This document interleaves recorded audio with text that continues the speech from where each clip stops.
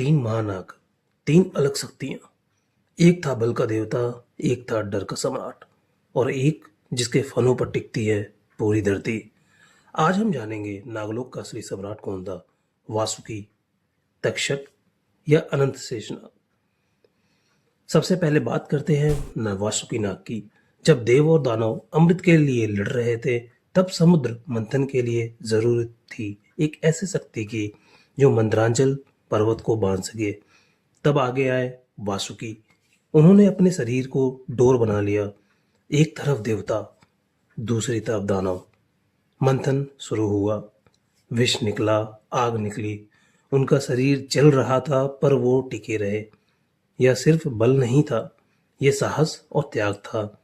इसलिए वासुकी को नागराज भी कहा गया है। पर सवाल यह है, क्या सिर्फ शारीरिक बल ही सबसे बड़ी शक्ति होती है? अब बात करते हैं उस नाग की जिसका नाम सुनते ही राजा भी कांपते थे, तक्षक। ये नाग सिर्फ बलवान नहीं था, यह चतुर था, रणनीति का महारथी था। राजा परीक्षित ने जब एक ऋषि का अपमान किया, तब उसे शाप मिला।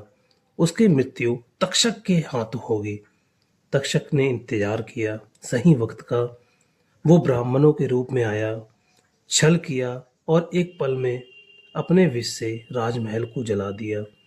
राजा गिर पड़े। तक्षक ने सिर्फ एक व्यक्ति को नहीं मारा, उसने पूरा वंश हिला दिया। उसके डर से राजा जन्मेजय ने नाग यज्ञ तक करवा दिया, ताकि सारे नाग जलकर समाप्त हो जाएं। यह थी तक्षक की शक्ति, भय। पर क्या यह डर ही सबसे बड़ी ताकत है?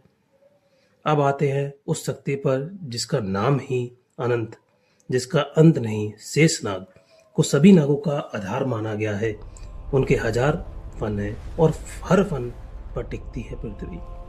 भगवान विष्णु उन पर शयन करते हैं।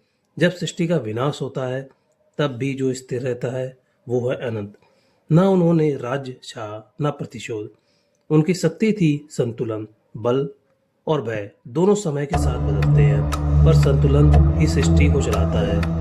चलिए अब समझते हैं कि सबसे ज्यादा पावरफुल कौन था, वासुकी, तक्षक या शेषनाग। वासुकी शारीरिक बल और त्याग का प्रतीक थे। तक्षक डर और रणनीति का प्रतीक। शेषनाग स्थिरता और कॉस्मिक संतुलन का प्रतीक। पुराणों में सबसे ऊपर माना गया है अनंत शेषनाग को, पर फैसला आपका है। अगर आपके हिसाब से सबसे शक्तिशाली था वासुकी, कमेंट में लिखो वासुकी। अगर आप तक्षक को मानते हो असली मास्टरमाइंड, तो लिखो तक्षक। और अगर आप मानते हो कि सबसे ऊपर है अनंत, तो लिखो अनंत शेषनाग। वीडियो पसंद आई हो तो लाइक और सब्सक्राइब जरूर करें, और अगले मुकाबला कौन सा देखना चाहते हो कमेंट में बताएं।